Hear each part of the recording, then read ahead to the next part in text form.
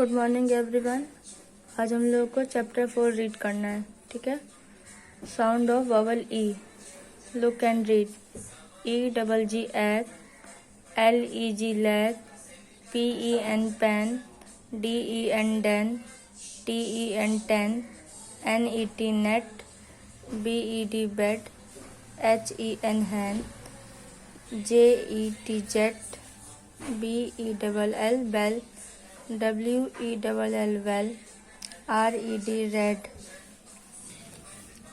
P E T pet, W E T wet, B E G bag. Reading skill. E D, L E D led, F E D fed, R E D red, B E D bed, W E D wet. E G, L E G leg, B E G bag, K E G cake, P E G pack, E double G egg.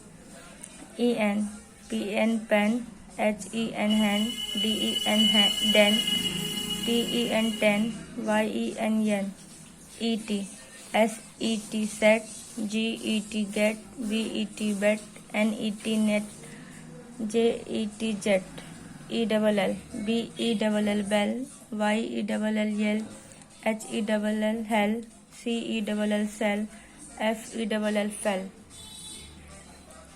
E, H E he, M E me, W E B, B double E B, S double E C।